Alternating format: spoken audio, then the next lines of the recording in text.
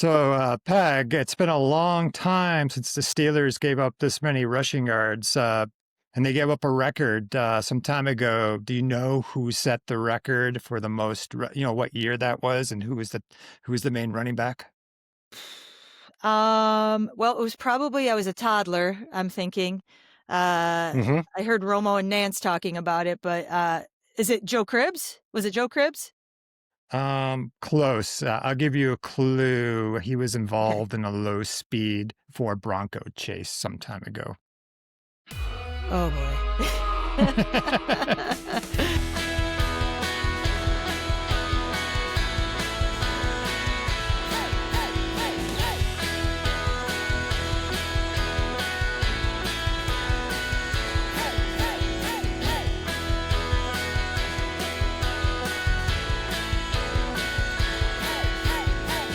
Coming to you from the great Southwest and Central New York, a brother and sister from the same mother and mister, Patrick Newell and Peg Newell, your hosts of Bill's Bloodline. Yeah. Okay. Yeah, that was. Oh, OJ. Yeah. Welcome to Bill's Bloodline. I'm Peg Newell, and beside me is my brother, Pat Newell. Thanks for joining us. If you're new to the pod, Pat works in healthcare. I'm an educator, and we're part-time content creators fueled by our love and passion for the Bills. You can find us on Instagram at Bill's Bloodline, Facebook Bill's Bloodline. We're streaming on Spotify, Apple, and YouTube. So, Pat, we have a segment called the 2-minute drill where we get to just get stuff off of our chest. 3, 2, 1, 0. Okay, so I had planned on writing something, and I did. I wrote something, and it was all prepared and ready to go. And then the game started, and I immediately, proverbial, crumpled up the paper and threw that essay into the trash. And I came up with this. So, if something happens 3 times, I consider that a trend. I heard that somewhere. Someone told me once that, once, twice, third time. Okay, that's a trend. So I did write this down. And what I've concluded, what's happened more than 3 times is that Joe Brady does not know how to use our receivers. It's pretty clear at this point. First, it was Stephon Diggs. Stephon Diggs became a bubble screen guy and stopped running routes. Elijah Moore just got cut. Curtis Samuel, we signed for 3 years. He hasn't done squat. We don't know what to do with Keon Coleman, and Josh Palmer has never really produced what we expected when we signed him in the offseason. So at that point, I don't think he knows what to do with receivers. Today was a very specific running game against the game plan against the Steelers, so we didn't really have to do too much. Josh threw for 123. Josh Allen should never throw for 123 yards. He's Josh freaking Allen. So if you look at all that stuff, we're not good enough to beat the best teams when we have to be two-dimensional. We can sure as heck run the ball with the best of them.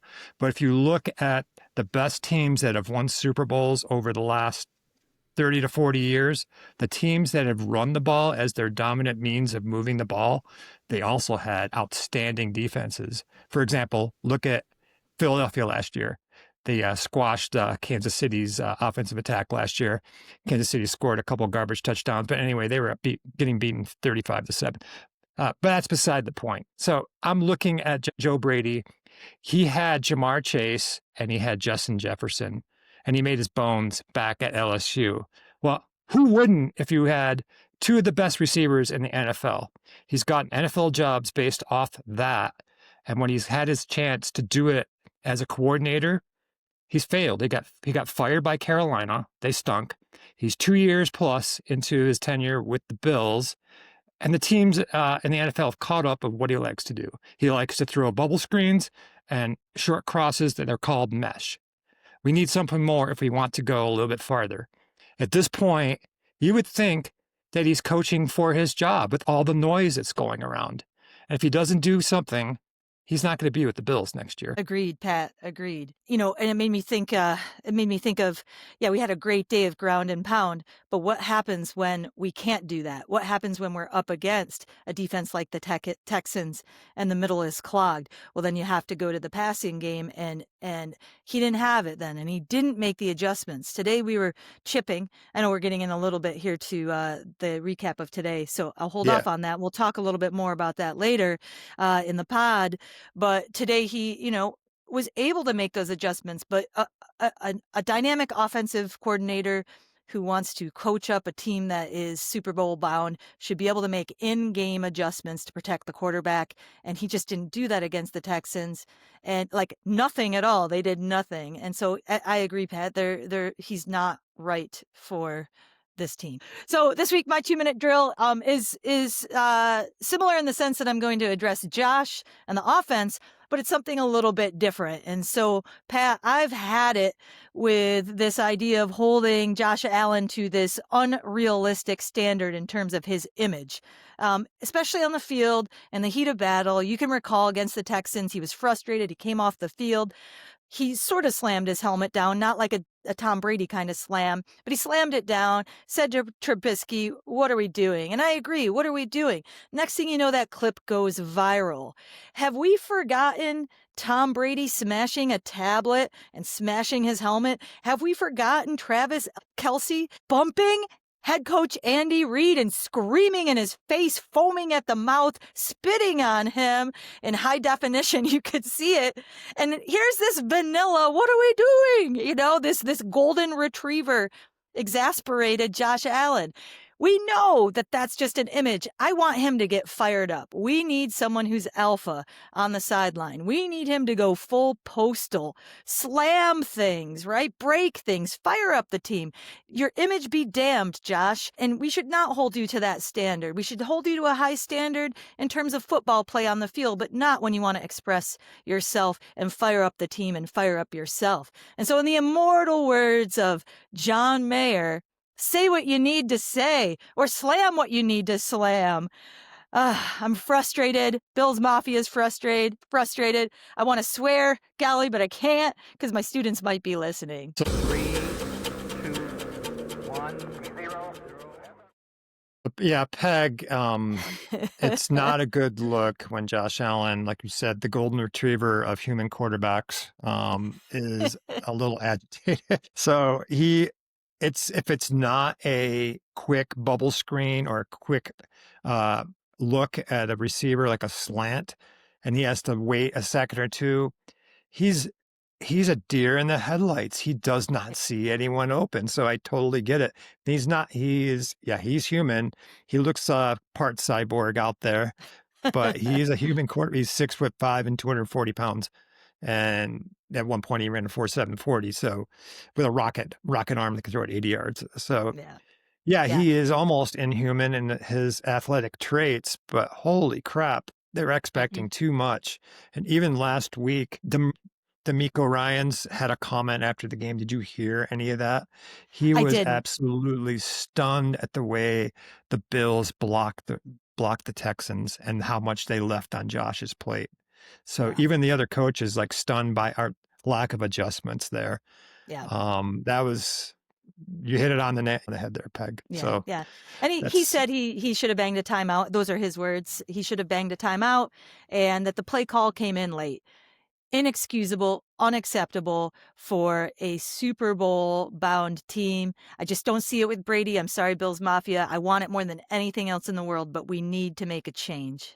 Yeah, we're not going to change this year. But like I said, unless the Bills go on a run and the offense magically starts to look more cohesive and organized and plays aren't coming in late and we're adjusting in game, like I said, he might not be here next year. So, I never wish for someone to lose their job, but, maybe they can have a mutual parting of the ways. You go this way, maybe he gets hired. Maybe he gets hired by somebody in the college ranks or the NFL. They like what they see and they like his ideas, and then we'll have to find somebody else. But anyway, that leads into the news of the week before we get to the game. And yes, we'll get to the game. The game, it was well needed to get that victory today. Must We win. signed Brandon Cooks. He was cut by the New Orleans Saints, and as a corresponding move from our offseason signing, Elijah Moore is gone. Elijah Moore never really latched on. He had a nice skill set, Peg. He was quick, but it was kind of a redundancy with Shakir and Samuel already there. Yeah. Yeah. So again, to me, that goes back to not knowing how to utilize the wide receivers. And so that's really sad to see him go because I think the upside for him is better than Coleman. Even though Coleman got one today, that was a beautiful play call, by the way. That was my favorite play call of the entire game. Coleman's touchdown. They created all sorts of different looks there. Fake left, and Fake then left, yes. yeah, he faked. Josh is good at. He's a good actor. Yeah, yeah. Is there any other news this week besides Other than the fact that we have just been discussing the Bills' struggling passing offense, that was, we had 10 days to stew, and amazingly, the only bad news is that our tackles are both out. The injuries are piling up. Curtis Samuel went on the IR. We don't know how long Bernard's out. Spencer Brown, I don't know how long he's going to be out. Deion Dawkins didn't clear concussion protocol. He cleared during the game, and then after the game, he had symptoms. So it was, I don't know if he got a concussion after he was checked, but missing your tackles, that was not a good recipe today, Peg. no, We it was managed to not. run the heck out of the ball, so we didn't have to worry about our ends blocking TJ Watt. Yeah, yeah. Let's get into that today. Let's recap the game. And it's a great segue. I was really, really pleased with the play of Alec Anderson despite those false starts. He was able to pull it together. Pat, what did he play at UCLA? Alec Yeah, he Anderson? was not drafted. He's one of those developmental guys that, the Bills signed to the practice squad. He got cut originally, and he's kind of hung in there for a couple of years. And last year he made the roster. He was our sixth blocker, our jumbo tight end. And this year again, he made the roster. He's one of the, like Tyrell Shavers, a developmental story. Guys that are like Cam Lewis is another one. Guys that were never drafted. Jamarcus Ingram, they bided their time on the practice squad and finally made it. He can play all 5 positions, Peg. He's mostly known as a backup center, but he was a right tackle, like you said, at UCLA. But this Okay. is the first time he's played NFL games, had game action, at Yeah. right tackle. And other than those early false starts, like you said, I thought he was fine, and so was Vandemark at left tackle. Yeah, Vandemark, I thought, did a great job today protecting the blind side. Huge shoes to fill in for. And I think, hearing about that concussion, maybe that explains some of Dawkins' play. Maybe he was a little dazed late in the game there. Because that concussion happened, was it in the fourth quarter? Where everything was, I can't remember now. Well, we kind of joked about it last week, how there was like this, like take a number at the blue tent. He was one of the many Yes. guys that was in and out of the blue tent in the first half last week Hmm. against Houston. And then he was cleared to come back, Yeah. but he continued to play the game, as you know, and then had that boneheaded like false start when he had a 4th and 1 at the Yeah. most pivotal part of the game. But anyway, apparently, I read reports that people that talked to him in the locker room afterwards said that was not his usual self. Yeah. He's a jovial, happy guy, Yeah. always positive, brings good energy. And he was not that way apparently in the locker room after that game. You could tell, Something was I've off. had 2 concussions. I don't know. Have you ever had a concussion? I've had one. Yeah, skiing. Yeah, it's a you have a little bit of a brain fog. Yeah.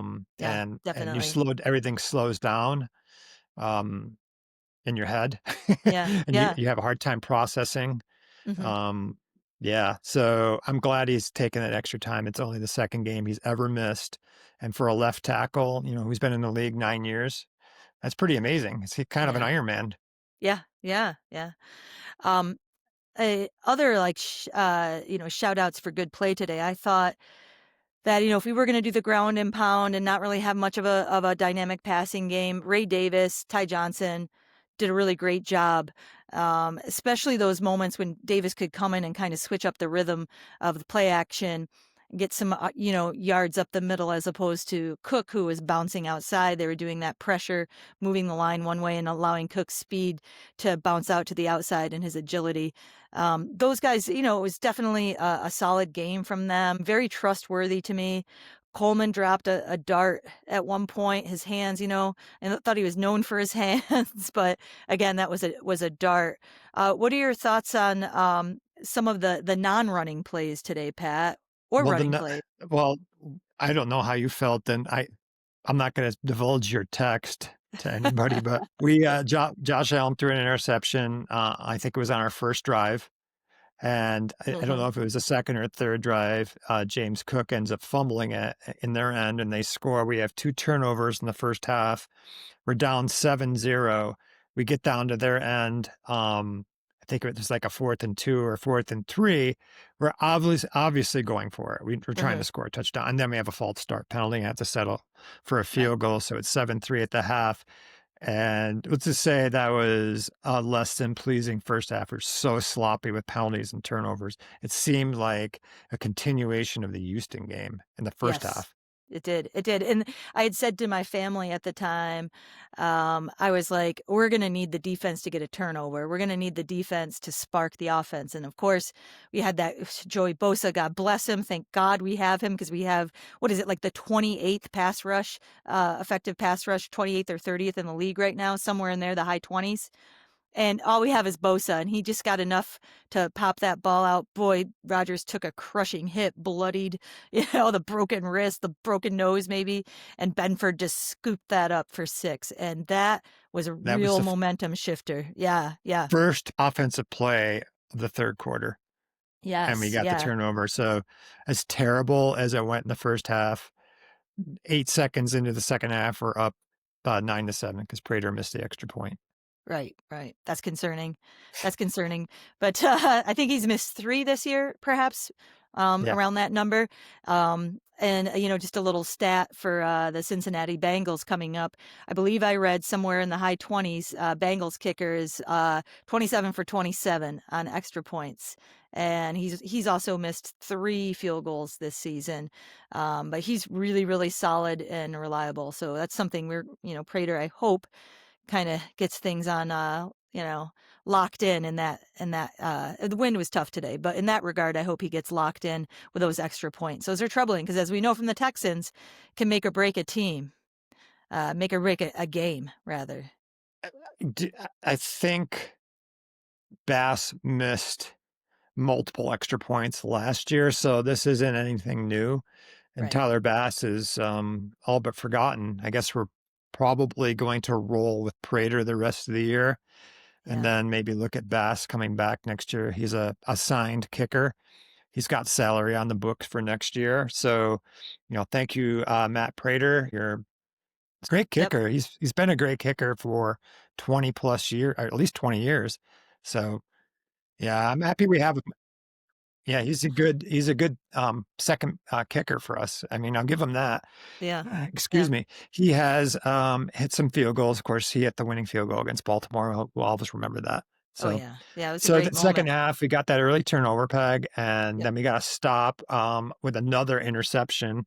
Benford comes in and gets 2 turnovers, and then things are looking up for us, right? Yeah, yeah. As Josh said in post game to Tracy Wolf, just put the pedal to the metal after that in that second half and just ran with the lead. And we know if the Bills can get a lead, they're likely to keep it if they're hitting on all cylinders. And then finally, Peg, we ran the ball 51 times, and it seemed like we literally ran. I think there was, like they said, in real time, we had the ball for 30 minutes of Yes. real time in the first half. In the second half, it seemed the same thing. It felt Yeah. like Pittsburgh never had the ball. No. So defense played well, offense controlled it. We got through with no extra injuries. We needed this win desperately, Peg. Yeah, yeah, we got it. This is a must win, especially with the Texans winning today, Jacksonville winning today. This was a must win if we want to stay just in the wild card position. I don't see us catching up to the Patriots unless something catastrophic happens. If they just completely just lose it and Yeah. choke. So right now we got to stay firmly in the wild card card position and hopefully win most of the games we have left. There's not a lot of wiggle room. Yeah, we're 8-4, and next week it's our old nemesis Joe Burrow and the Cincinnati Bengals. Peg. Burrow is back. Burrow's back, and Burrow, although he didn't look fantastic last week, the team did, and they look rejuvenated. They beat the Ravens. It was a division rival, and they're going to be a concern. Even though they're 4-8, it's Joe Burrow, it's Jamar Chase, it's T. Chase Brown. Higgins, T. Higgins, Yep. Chase Brown, Samaje P. Ryan. And then they have Trey Hendrickson, who's a lethal pass rusher. So another one in the J.J. Watt mold. They're 4-8, but they are dangerous. And we have never beaten the Bengals with Joe Burrow at the helm, just so you know. I don't like that statistic. I don't like that statistic at all. Yeah. Joe Burrow's I think we've only played him 2 or 3 times. And obviously there's the Damar Hamlin game. We didn't finish that one, but it didn't look good in that one. It looked like they're going to beat us in that one too, or from the early results of that game. So we've never beaten them with Joe Burrow at quarterback, and they have weapons. Their defense played better last week. Our defense, just by not being on the field that much this week, didn't give up a lot of yards because they didn't have to play much defense. But they are a live dog, Peg. They are a live dog. I don't even know if they'll be underdogs, even though they're 4-8. Yeah.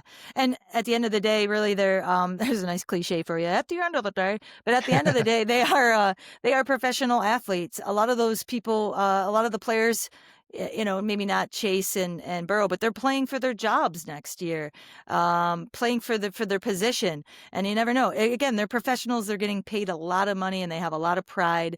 And I think there's some joy in knocking out the Bills and knocking them off or trying to beat them.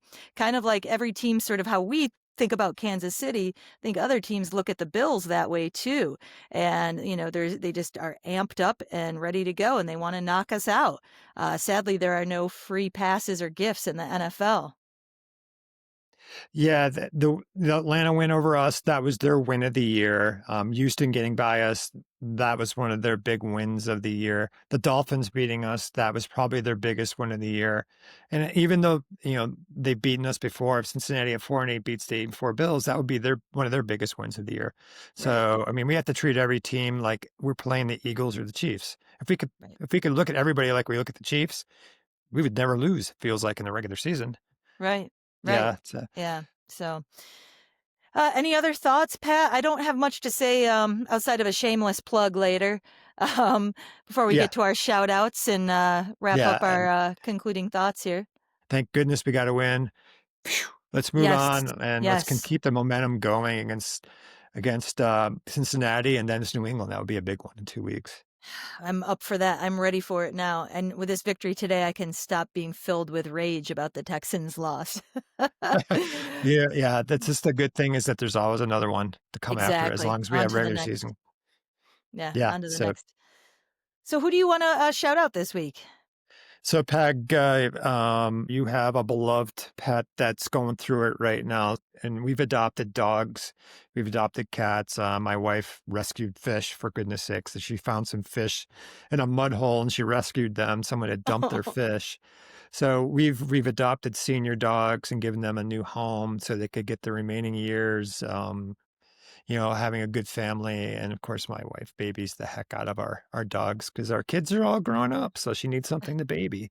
So I am shouting out some animal rescue places and shelters. So we'll have the links to these sites. And the reason I chose these sites is because of their high amount of money that goes toward their rescue efforts and education versus some of these places that have 25 to 30% administrative costs built into their donation. So who wants 30% of their donation going to pay administrative fees? These are all above 90% and are A or A plus rated. Friends of Animals, that's one of them. Believe it or not, PetSmart has a rescue program as well. And then this last one is I was remembering my very good friend from high school, Rich, who was legally blind and used a seeing eye dog. There are many charities out there that provide the funding to train these dogs. The Guide Dog Foundation for the Blind. That's another definitely reputable and well deserving of your donations. Thanks, Pat. I appreciate that too. My dear Henry is going through it right now with cancer. Wonderful causes. Yeah, very good. And you can find all of these websites in our show notes today. Also, there'll be a link in our show notes to a shameless plug. I wrote a little ditty or a parody of Grandma Got Run Over by by a Reindeer, that Josh Allen got run over by a Texan. If you want to check that out, that's on the Bills Bloodline YouTube channel. You can find us on Spotify, Apple, Instagram, and Facebook. So that will do it here this week. Let's go Bills. 8-4 on the season after a 26-7 victory over the Pittsburgh Steelers. So from our family to the Bills Mafia family, stay loud, stay proud, and we'll see you here next week on Bills Bloodline. Go Bills.